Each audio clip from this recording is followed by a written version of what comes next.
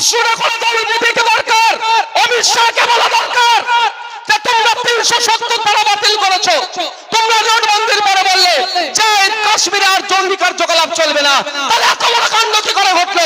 পাকিস্তান থেকে যদি জঙ্গিরা আসে 300 কিলোমিটার পার করে এসে আমার দেশের 27টা নাগরিককে শহীদ করে দিয়ে চলে গেল, তাদেরকে তোমরা কিছু করতে পারলে না, আগে জবাব তুমি দাও। এটা দরকার নয়? এটা না করে মুসলমান হিন্দু নির্বিশেষে এই প্রশ্নটা না করে গরিব ঠেলাওয়ালাকে ধরে টানাটানি করছে, গরিব রং মিস্ত্রিকে ধরে টানাটানি করছে, গরিব মানুষদেরকে ধরে টানাটানি করছে, সাবজেক্ট ছেড়ে অবজেক্টে যাচ্ছে। প্রশ্ন করা দরকার মোদিজিকে, প্রশ্ন করা দরকার ভারত সরকারকে, যেখানে প্রায় 12 লক্ষ সেনা আছে। পৃথিবীর কোন কান্ট্রিতে এই অল্প জায়গার মধ্যে এত কোন সেনা নাই যেটা কাশ্মীরে আছে। প্রতি 5 মিটার 10 মিটার ছাড়া ছাড়া সেখানে সেনা থাকে। সেই জায়গাতে পাকিস্তান থেকে আসলো AK-47 এর মতো বড় বড় অস্ত্র নিয়ে এসে দাঁড় করে আমার 27টা ভাইকে শহীদ করে চলে গেল। আমরা তার জবাবটা দিতে পারলাম না কেন? এখনো কেন দিতে পারলাম না? তুই পাকিস্তানে পৌঁছে যায়, পাকিস্তান থেকে ঢুকে গিয়ে জঙ্গিগুলোকে বার করে তাদেরকে তুলে নিয়ে এসে 6 মাসের মধ্যে তাদের বিচার করে ফাঁসির ব্যবস্থা করতে পারে না। কিন্তু এখনো পর্যন্ত শুধু বলছে বিশাল বড় কিছু একটা ঘটবে। আমিও ভাবছিলাম ঘটবে, ভালো জিনিস। আমার ভাইকে খুন করেছে জঙ্গিরা, ওই বড়দের না ছাড় হয়।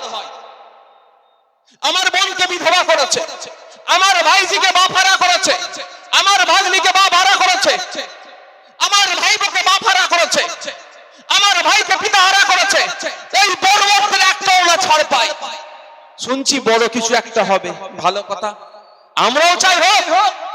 পাকিস্তান যদি এর সাথে যুক্ত থাকে তো যোগ্য জবাব দিতে হবে। 56 ইঞ্চি কি 16 ইঞ্চি এখনই মাপার সময় হয়েছে, ভালো কথা হবে। হতে হতে কি দেখলাম, ওদের 14টা ইউটিউব চ্যানেল বন্ধ করে দিয়েছে। বিশাল বড় স্ট্রাইক হয়েছে পাকিস্তানে। ইউটিউব চ্যানেল আমাদের দেশে চলবে না, বাগদান ওদের এমনি আমরা দেখি না। পরে পেপারে দেখছিলাম কার কার নাম, আমি জীবনে ওই চ্যানেলগুলো সার্চ করিনি। আমি অনেক ইউটিউব দেখি, জ্ঞান হয় অনেক। তো কি হলো, বলছে পানি বন্ধ করে দিয়েছে। ভালো কথা, শুনতে খুব সুন্দর। আমি ভুলে যাচ্ছি না, আমার কাছে রেকর্ড আছে, চাইলে দেখাতে পারবো। পুলওয়ামার অ্যাটাক 2019 সালে হয়েছিল, খেয়াল আছে? সেই সময় বলেছিল যে আমাদের পাকিস্তান থেকে জঙ্গি এসে আমাদের সেনাদেরকে শহীদ করেছিল, 40টা সেনা শহীদ করেছিল, ছাড় হবে না।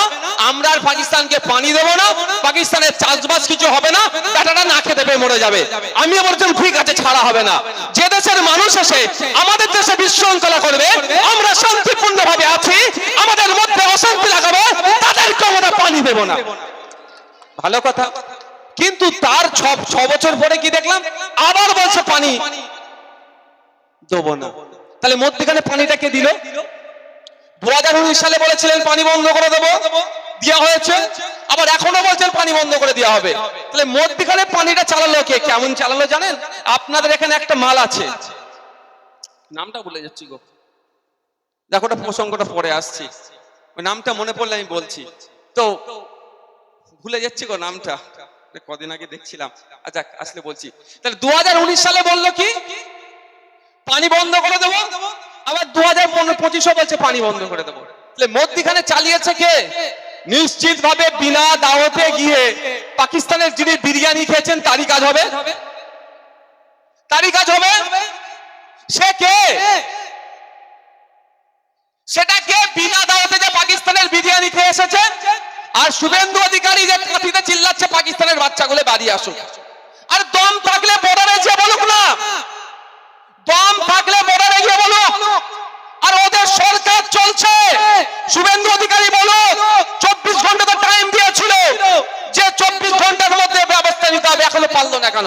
আর আমরা বলছি শুভেন্দু অধিকারী যাওয়ার সাহস নেই, নওশাদ সিদ্দিকী বিশ্বজিৎ মাইতির যাওয়ার সাহস আছে, আমাদেরকে ছেড়ে দিক। যদি 56 ইঞ্চি বদলা না নিতে পারে বিশ্বজিৎ মাইতি, নওশাদ সিদ্দিকীদেরকে ছেড়ে দিক। এই জঙ্গি হানা চিরতরের মতো মুছিয়ে দেব, পাকিস্তান বলে দেশটাকে মানচিত্র থেকে মুছে দেব। ওরা এটা করবে না, তাহলে পলিটিক্সটা হবে কি করে? ভাই কটা পয়েন্ট উঠে আসছে, যেটা আমি আমার ভাই সহজ সরল মনে আমি আপনাদের কাছেও রাখবো, তদন্ত সাপেক্ষ। প্রথম কথা, 300 কিলোমিটার প্রায় দূর থেকে আসলো বর্ডার থেকে, এসে দাঁড়িয়ে দাঁড়িয়ে করে চালিয়ে 17-27 জনকে শহীদ করে আবার চলে গেল। তাহলে আমাদের সেনারা কি করছিল? প্রশ্ন থাকবে তো ভাই। কাশ্মীরে 5 মিটার 10 মিটার ছাড়া ছাড়া সেনা থাকে, ওখানে ছিল না কেন? আপনারা জানেন না?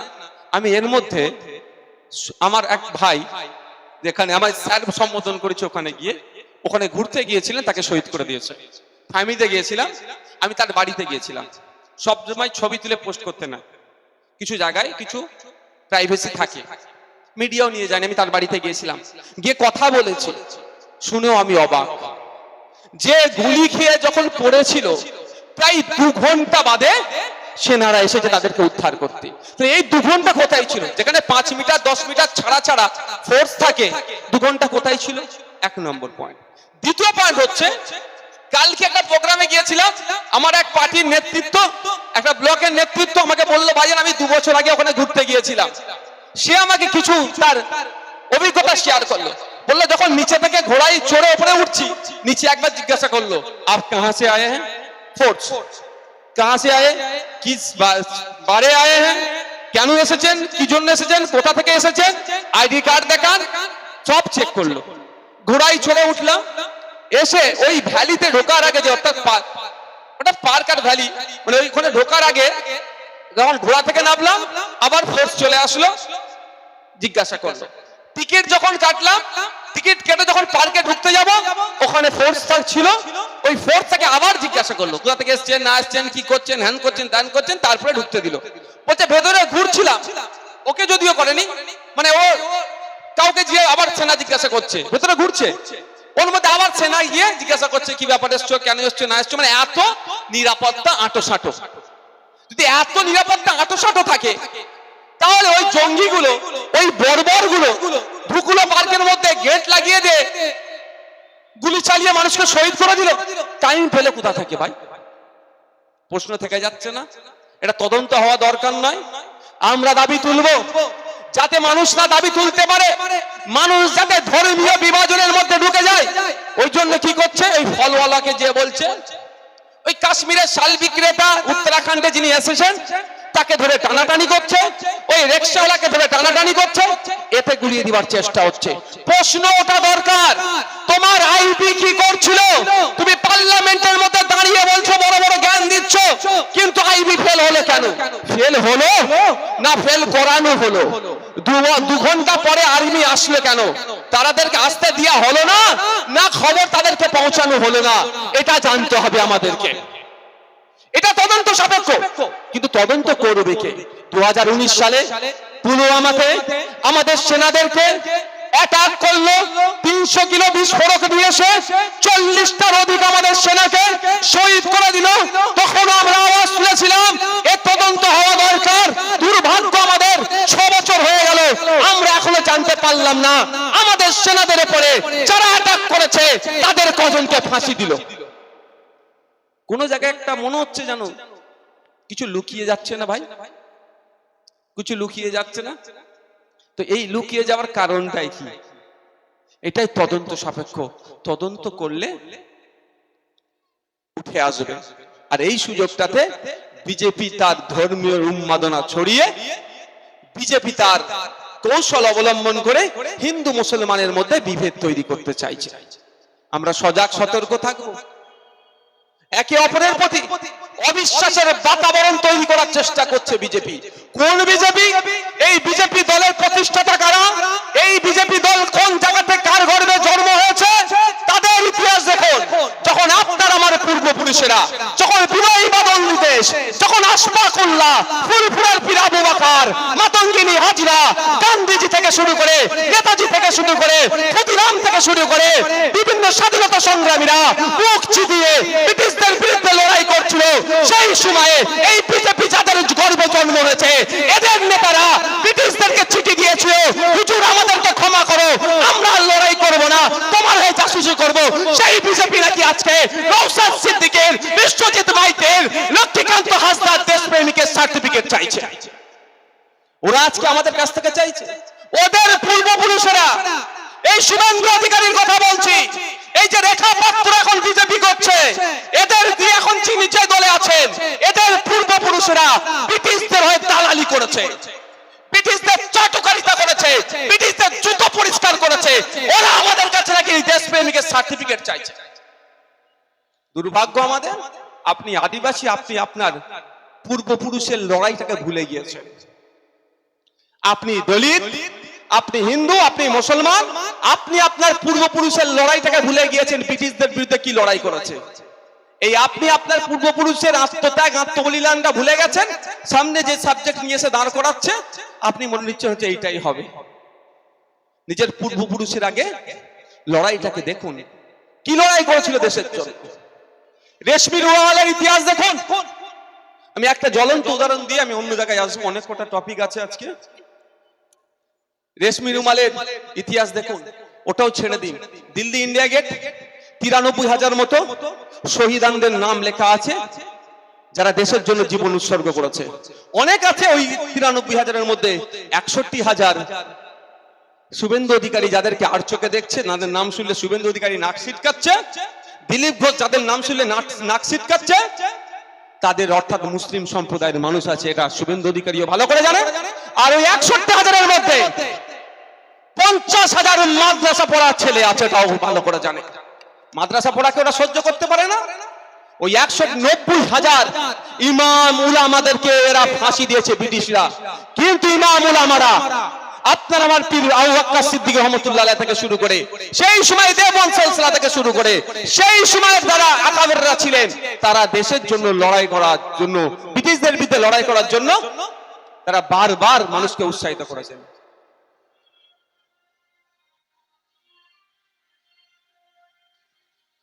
বন্ধুগণ, আপনাদেরকে একটু ভাবতে হবে।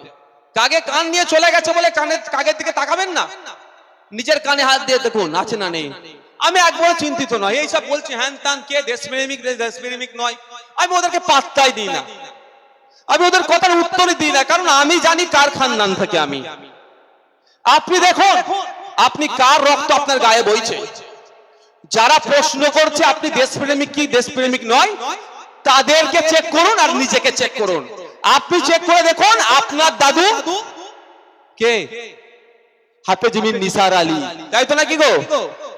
হ্যাঁ, আপনি চেক করে দেখুন আপনার দাদু কে, বিনয় বাদল দীনেশ। আপনি চেক করে দেখুন আপনার দাদু কে, বিরসা মুন্ডা। আপনি চেক করে দেখুন আপনার দাদু কে, চুনিরাম মাহাতো। আপনি চেক করে দেখুন আপনার দাদু কে, গোপীনাথ মাহাতো। আপনি চেক করে দেখুন আপনার পূর্বপুরুষকে, আপনি দেখুন কে, তারা দেখবেন সব স্বাধীনতা সংগ্রামী। আর যারা দেশপ্রেমিকের সার্টিফিকেট বিলাচ্ছে, ওদের দাদু গডসে থেকে শুরু করে, আর যারা যারা ছিল এরা তাদের দাদু। সুতরাং ওদের নিয়ে ভাবে লাভ হবে না। আমরা একে অপরের প্রতি কোনোদিন ওই অবিশ্বাসের বাতাবরণ যে তৈরি করার চেষ্টা করছে, সেটা হতে আমরা দেব না। তাহলে আমরা এখান থেকে আওয়াজ কি তুলবো? ভারত সরকারের কাছে, দেশের প্রাইম মিনিস্টারের কাছে, দেশের ডিফেন্স মিনিস্টারের কাছে, দেশের হোম মিনিস্টারের কাছে, অবিলম্বে যারা জঙ্গিরা এসে আমাদের দেশের অস্থিরতা তৈরি করলো, আমার 27টা ভাইকে শহীদ করলো, পৃথিবীর যে প্রান্তে থাক না কেন, পাকিস্তান, আফগানিস্তান, বাংলাদেশ, আমেরিকায়, তাদেরকে খুঁজে পার করে নিয়ে এসে 6 মাসের মধ্যে বিচার করে ফাঁসি দিতে হবে। তাহলে আমার দেশের প্রধানমন্ত্রী 36 ইঞ্চি কি কত 56 ইঞ্চি বিশ্বাস হবে। আর না হলে আমি আর বলছি না, কেস খেয়ে যাবো নাকি। 18খানা কেস খেয়ে গেছি, মাথায় রাখো। আমি চিন্তিত নয়, এই এখন চলে কি বলতে পারবো না। অবশ্যই মেডিসিন তো খেতেই হবে। দেখবেন একটা সময় জন্ডিস হলে একটা দিত না, মালা দিত না, হ্যাঁ, মালাটা যখন বড় হয়ে পায়ে ঝুলে যাবে, পায়ের নিচে মানে ফেলে দেওয়ার হয়ে যাবে, তবে জন্ডিস তার শেষ হয়ে গেছে। ও তো আমার মালা হচ্ছে, মালা যখন হয়ে যাবে পুরোপুরি মাটিতে হয়ে যাবে, তখন নেতা হয়ে যাব আমি। এখনো নেতা হতে পারিনি, তাহলে আমার পজিটিভ, আমি সামনে ভাবি না, আমি ওয়েলকাম। তুমি আমাকে কেস দেবে ওয়েলকাম। তুমি আমাকে যতই কেস দাও, তোমার পাশে বসে কিন্তু আমি ইফতারি করব না। আমি তখনই ইফতারি করব যখন বসিরহাটে যেই রাজনৈতিক দলের কর্মীরা একসাথে বসে এক দোকানে Trinamool, BJP, CPM, ISF, Congress চা খাবে, তখনই আপনার পাশে বসে আমি চা খাবো। আমি তখনই চা খাবো যখন শুভেন্দু অধিকারী এই মানুষের মধ্যে হিন্দু মুসলমানের মধ্যে বিভেদ লাগাতে চাইছে, তাকে ধরে জেলের মধ্যে রাখবে, তখনই আপনার পাশে বসে আমি চা খাবো। চা খাইয়ে কি প্রমাণ করাবেন যে আমরা ঠিক আছি? ভাই বলেন, আমি আমার লোকের মেরে পিঠের চামড়া তুলে দিচ্ছে আর আমি বসে বসে চা খাবো? করতে পারে? আমার দ্বারাই সম্ভব নয় ভাই, আমার দ্বারাই সম্ভব না। অন্য কে কি করে বলতে পারবো না।